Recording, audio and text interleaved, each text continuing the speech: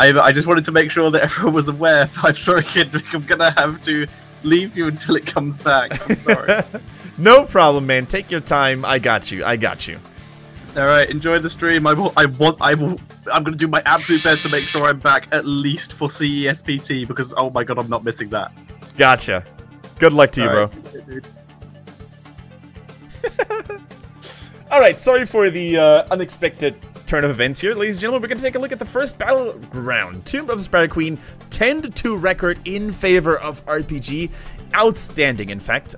Keep in mind that RPG played for the second season in a row, and them going for the home turf here is definitely a sign of confidence and should give them a lot of stability because they can basically fall back on drafting patterns that have worked for them in the past, which is really awesome. Now, Chicken here, we see him in the bottom left. Let's see what he's going to come up with. It's always nice, like whenever you see Chicken or RPG play in general, you're always looking at him and what kind of hero he's going to be playing. Now, he's played a lot of Leoric as of late. Maybe the rework is going to give him even more reasons to bust out the Skeleton King. Or he might just fall back on something more comfortable like the Illidan, like the Zero Tool, like Dehaka. Genji being banned here on the side of KT. Don't want to mess with that, especially when you're a team like KT, who, you know, has struggled a lot in the past against those playmaking heroes simply because their team synergy, their team fighting wasn't strong enough to deal with those. I think getting a big, you know, team fight changer, team fight decider like Genji out of the way is the right way to go. Similar heroes they could have banned were Illidan, for example, because Chicken is just a walking demigod amongst men on that hero. Probably one of the few players who could really rival Hugo from the One right now on that hero. Now they're taking their sweet time with that first ban, thinking very carefully about it. I mean, there's just plenty of options you can first ban these days, right? You can go for a Tassadar, you can go for an Uther, even an Ariel is still a viable option. They go for the Tassadar, they don't want the double support comp. They don't want the double support hard carry style. It's a style that doesn't really fit RPG themselves. I can't even recall the last time they played anything like it. So getting it out of the way makes a lot of sense. Now the Ariel being first picked here though for a KT could enable a lot of different heroes. We've seen the rise of Gul'dan in regions like NA and EU most respectively. And even Korea relies on the Warlock every now and then. And truth be told, on this battleground in particular, I think he's exceptionally powerful. Strong wave clear. The Horrifier, of course, ever so important in team fights. So they could go for the Gul'dan route, basically being the battery for Ariel. They could also go for the Lunara if they want to go for this sustained damage approach. Or they just go for the Vala and go for a classic double support. Uther is still available. If I were RPG, I would actually think of taking Uther right now. Simply due to the fact that Uther combos off really well with any Chicken hero. And it also becomes very powerful if KT gets the Uther. Also, it's a comfort pick for Gensho. He hasn't played a lot of other heroes, but they go for the Rhaegar instead. Okay. Now, are we really going to see the full hard double support? Or was it just a bait? Let's see. Now, the Vala, of course, is a very safe pick for the likes of Infinity or Loktar. Both of them can play that hero very well. Rhaegar, in general, for many reasons, is just a top-tier support, if not the top-tier support in the meta right now. Especially in a battleground like Tomb of the Spider Queen. Strongest wave clear. Lightning Bond is fantastic.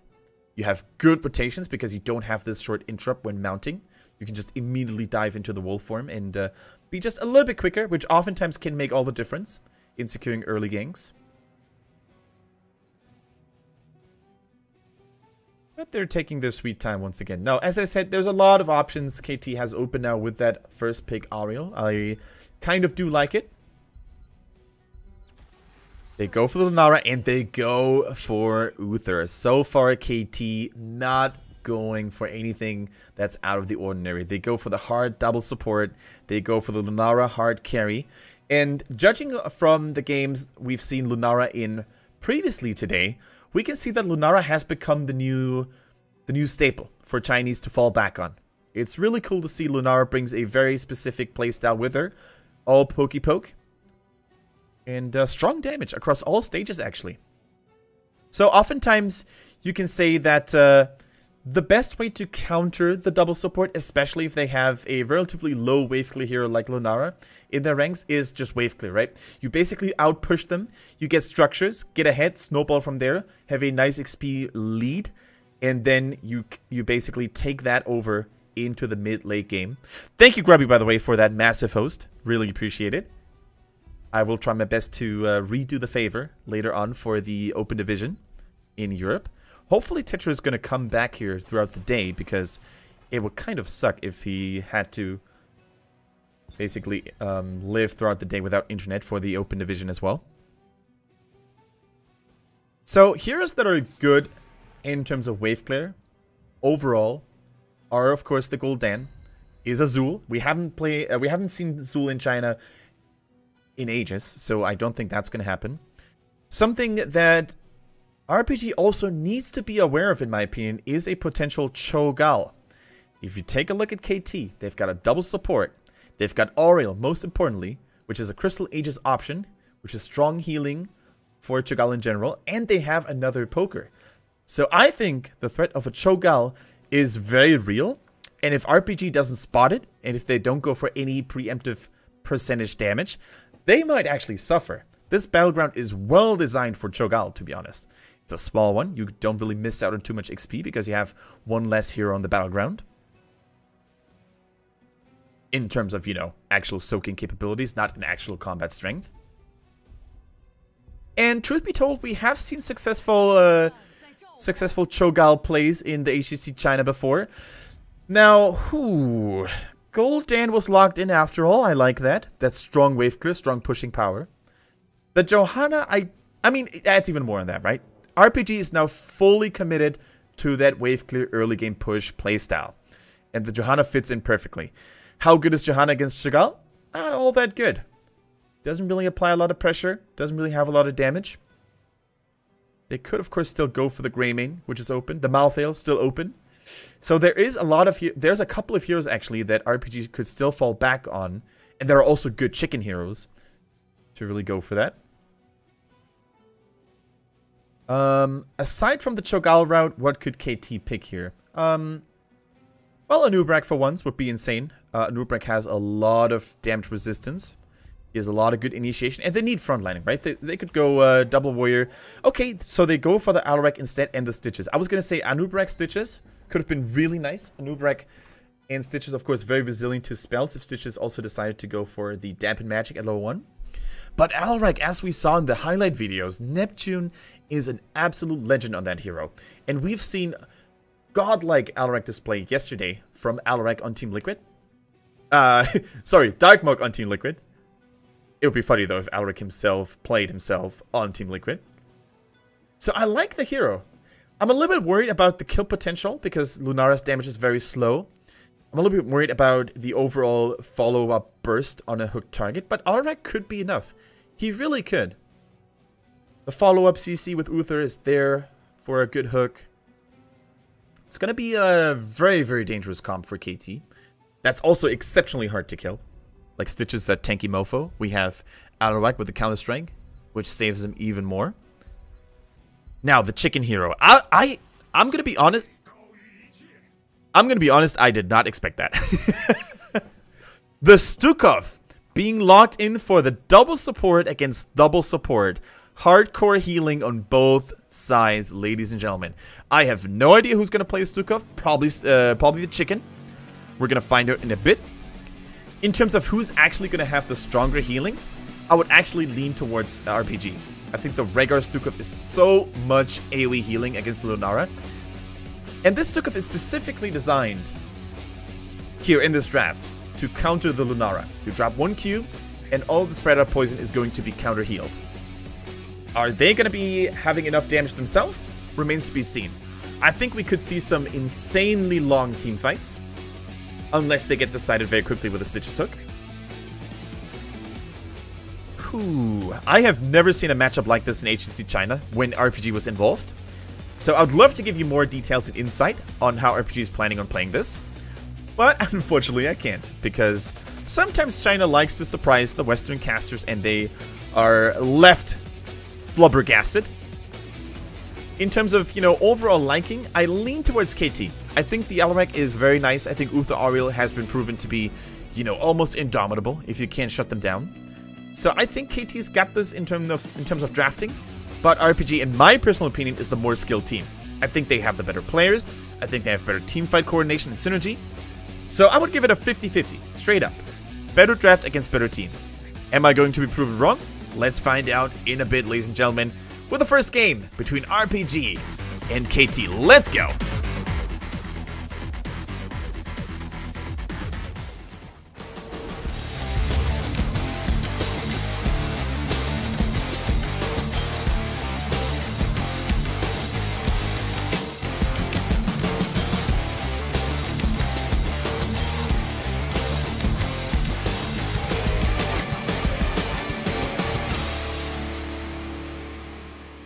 Alright, ladies and gentlemen, welcome to the first game here between RPG and their opponents KT. In the blues, excuse me, we have RPG.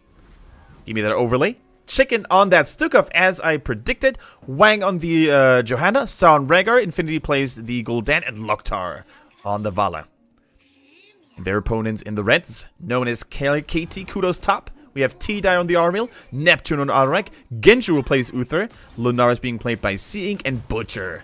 Not going for the Butcher, but going on his best tank, in my personal opinion, the Stitches. Now, watch out. This Butcher is no one to be taken lightly. Like, his hook accuracy is insane, actually. Funnily enough, both teams actually have very strong Stitches players in their rosters, like Wang on the side of RPG is just, whew. I think he's probably the best Butcher player in the league. I haven't seen anyone as deadly as the Wang. Unfortunately, he doesn't get to play it very often these days. I think their playstyle has kind of deviated and shifted away from it. We're going to take a look at this level 1 talent phase here. We see an Echo Corruption build on the side of Gul'dan. Always nice to see whether Gul'dans go for, you know, a Q build or an E build. Whoa, Loktar, slow down, buddy. An aggressive vault into the enemy team's face. We see a normal Q build for Uther. Actually, the more I've seen and played the Q build myself on Uther, the more I've become a fan. For the most part, I was always like, nah, it has to be the W, right? W gives you the most value. Sometimes, if you play against a Sonya and you really needed a lower cooldown on your hammer, you went for Hammer of the Lightbringer. But the Q build, man, it's so good. Both supports saying hello, giving each other a kiss in the bush, and then proceed to getting back into lane before anyone could tell the tale. Too bad though, Daddy Kendrick saw you. I saw you in the bush there.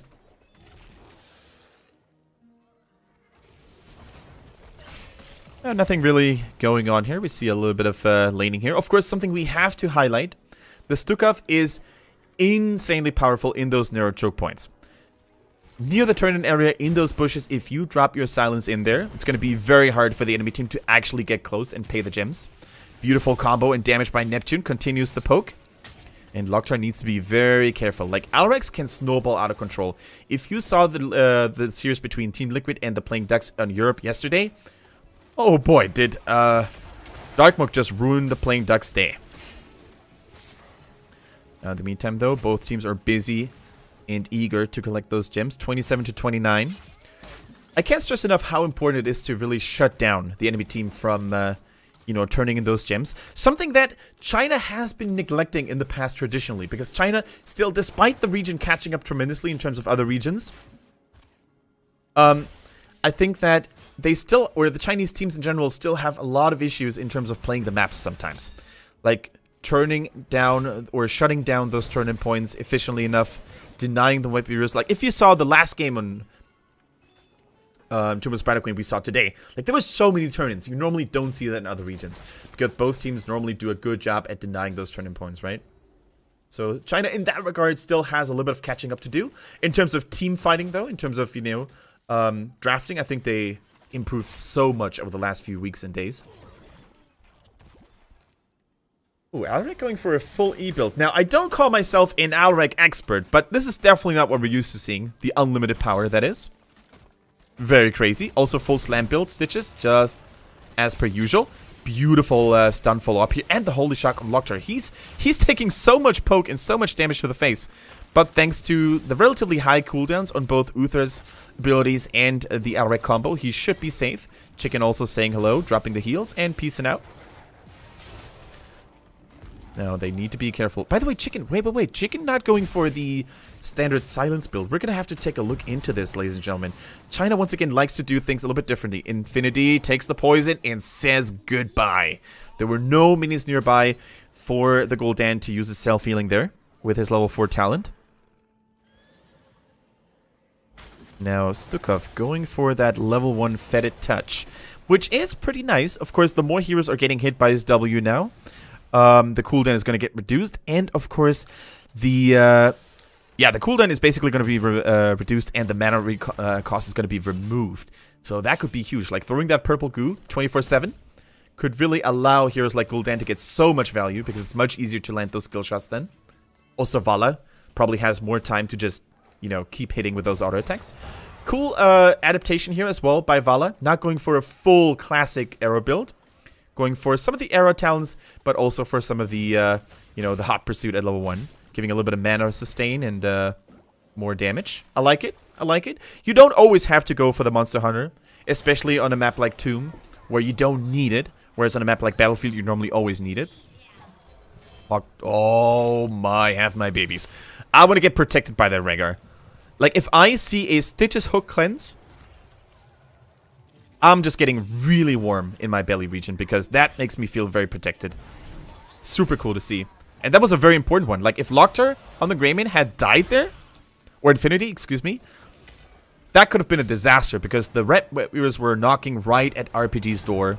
Fantastic reaction time here by the Rhaegar player. Combo by Neptune, not hitting here. Excuse me, it was Locktar. Infinity's playing the Gul'dan.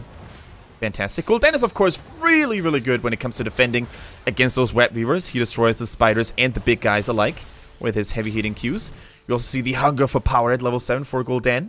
So deciding to go for the more damage route, but sacrificing the support's healing. But when you have a double support comp, you might as well just go for it because you're still going to have more than enough protection anyway.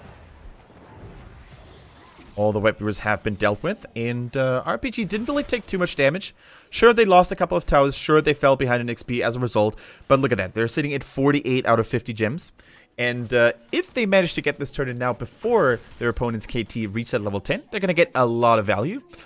If level 10 is too quickly reached here by their opponents, I think they might as well just wait until they hit level 10 themselves. And you see, the moment the Neptune Alarak combo missed, Locktar is going in very aggressively here with the double arrow shots, refreshed, of course, by his vault, thanks to the level 7 talent. Now knocked back against the wall is Johanna. That Detainment Strike on point.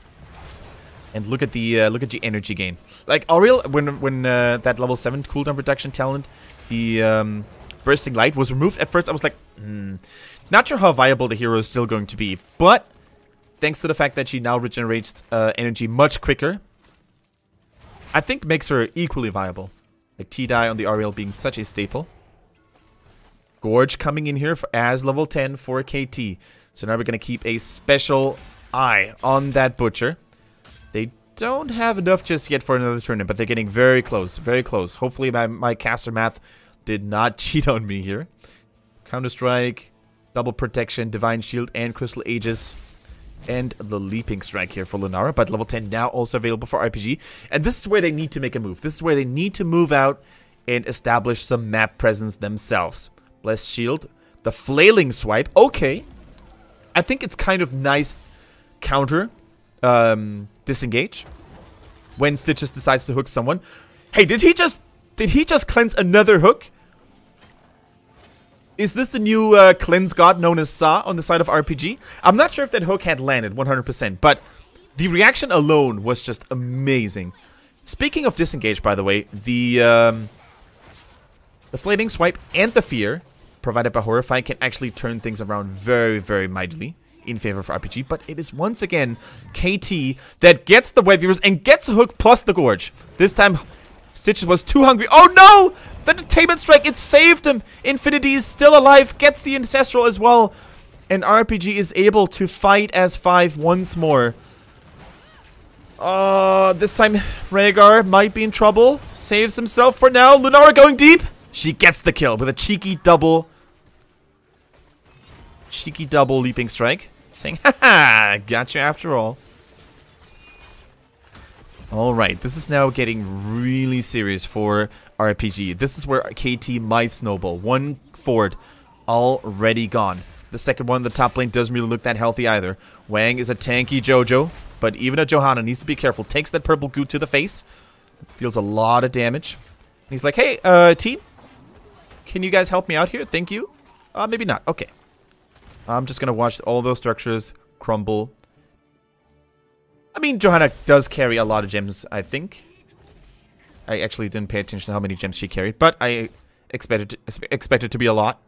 So it's basically very important for her to not die in the process of defending something that can't be defended. Uh-oh, Sa came to the wrong neighborhood here. Getting swapped back in. Neptune says, get over here.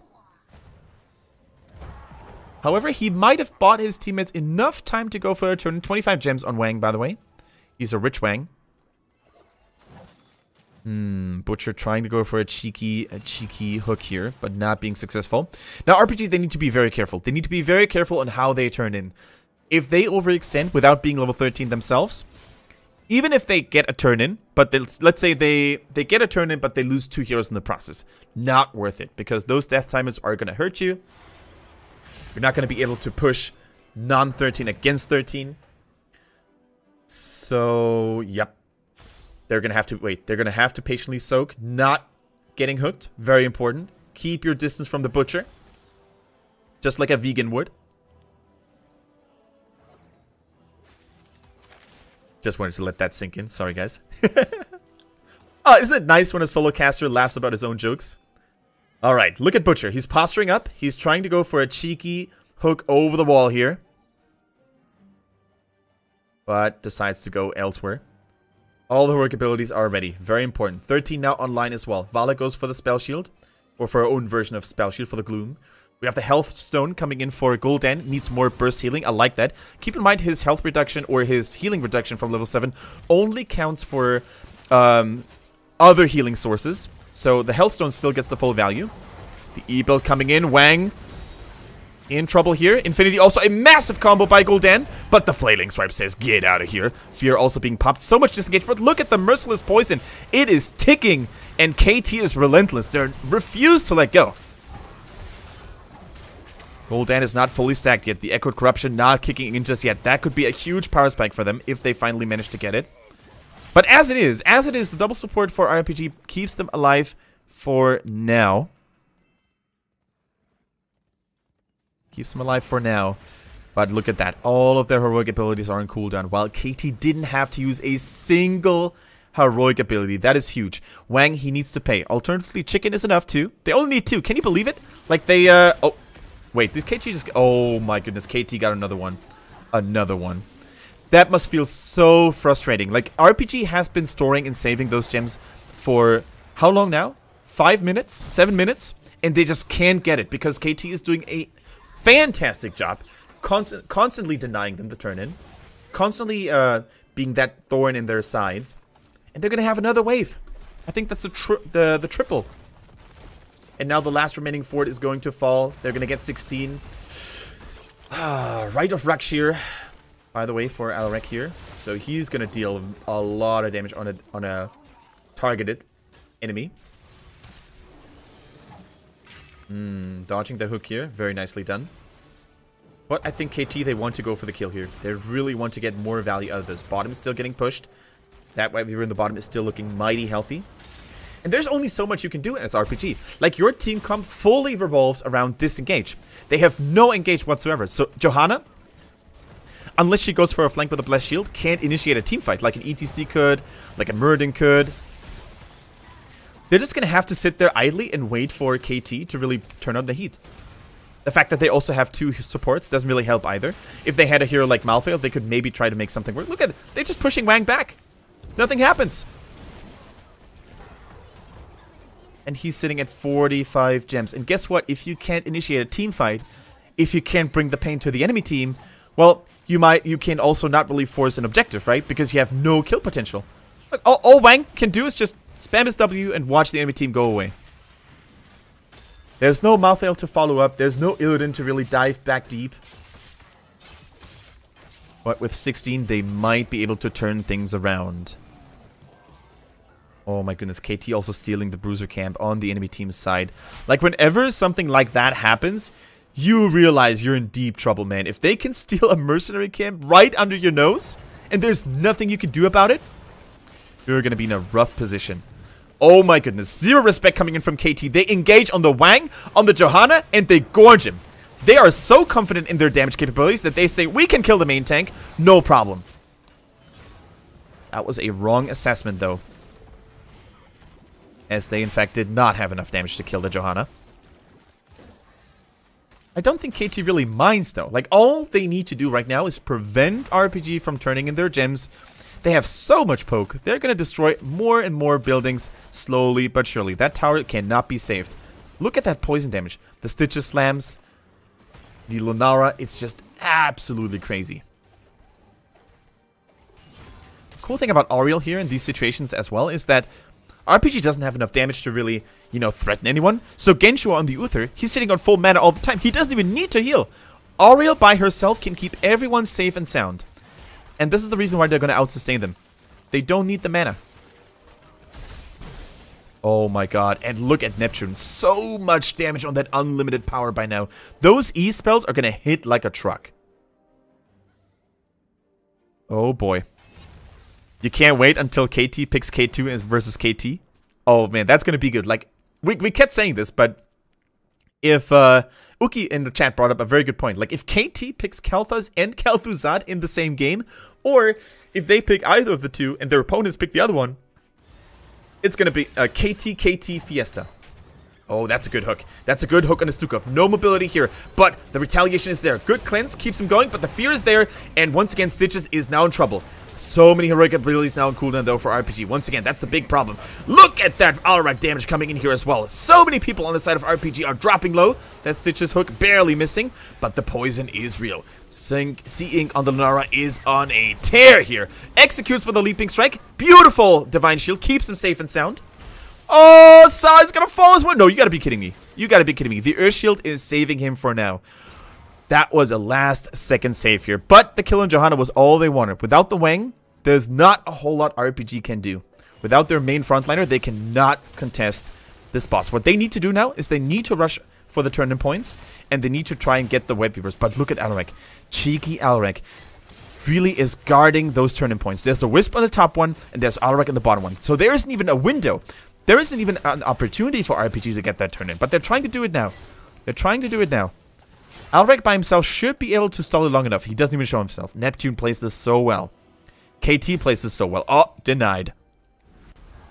So cool to see the amount of map awareness coming in from KT. Really shutting down any form of comeback mechanics coming in from RPG. Now, with that top boss, they're going to march in. And you know what? If I'm KT, I'm going to go all in. I'm going to go all in because they need to expect someone like Rehgar in that bottom lane to turn in. So it's a 4 versus 5 situation. Rehgar needs to come back ASAP. As fast as his Doge legs carry him. Let's go. If he doesn't come back in time, this keep is a goner. And this turn-in might have not been worth it. Oh my goodness. So much damage coming in from Neptune. This might be my new favorite Alaric build. Okay. Mission accomplished. The goal was successful here. Successfully executed by KT. They get the top keep. That's all they really wanted in the first place. Everything else is just a bonus. Like, if they get a hero kill, fine. If they get another structure, fine. But the top keep is what they wanted. And the top lane is the most important one here in Tomb of the Sprite Queen. For the very simple, basic reason that it's the boss lane. So, the boss was just taken, so that's good for RPG. But if any future bosses happen to occur in favor of KT, it might be a winning condition. So them losing this top lane is particularly bitter. And you know what else is bitter, guys? They can't even push with those Web Weavers. But, oh, a beautiful trap denied by Auriel, though. Is she? Oh my goodness, the perfect symphony of Divine Shield and Crystal Aegis. I can't believe that Sea-Ink survived all through this. It was a nice trap. It was a beautiful ambush. But you know what? The double support coming in from KT just denied any form of killing machine. Wang, oh my goodness. That Johanna refuses to die for now. Iron Skin is good. But they too have a double support. They too have means to keep people alive. But there's only so much they can do. The Iron Wang finally being brought down. The raid boss is no more. And Alric reminds me of a debt collector here. He's like, you guys owe us a lot of money. You guys owe us a lot of gems, so I'm gonna take them back. And I don't even want to know how many gems RPG just lost, but it looked like a lot. It looked like a lot. Ooh, actually, there was a little bit of mis-synergy going on between Alric and Stitches, but they don't even care. They don't even care. And you know what they don't care about? They don't care about structures. They cleared the top keep already. So the core is naked, the core is exposed, and KT is trying to seal the deal here. 2 people, 2 assassins still alive on the side of RPG. Can they do the impossible? There's not a lot of core damage available. Double support and Alaric. That's not normally what you want to go for. Oh my goodness, Ariel is not good at keeping people alive. The first one is about to fall here though. Gul'dan, the only survivor. Infinity gets taken out by Neptune. They clear house here and destroy the core from RPG just like they did with the team members. And 1-0 in favor of KT. A beautiful display, ladies and gentlemen. That was not the KT I expected. I gave them a little bit of slack in the draft. I was like, yeah, sure, they got a good draft, but RPG has the better players. But looks like the draft beats the players here, at least this time around. KT, important victory here. Because both of those teams, they really need those points if they want to play an important role on the race to BlizzCon. Holy cow, ladies and gentlemen. And once again, it goes to show that Lunara is a pretty good hero. I think, has she actually lost the game today? Yes, Hot Lady, because they messed up. Hot Lady in the first series, they lost the game with Lunara. But in all of the other 2 series, it was just such a wonderful and convincing hero, guys. Fantastic. Tetcher, what do you say about Lunara? What do you say about that?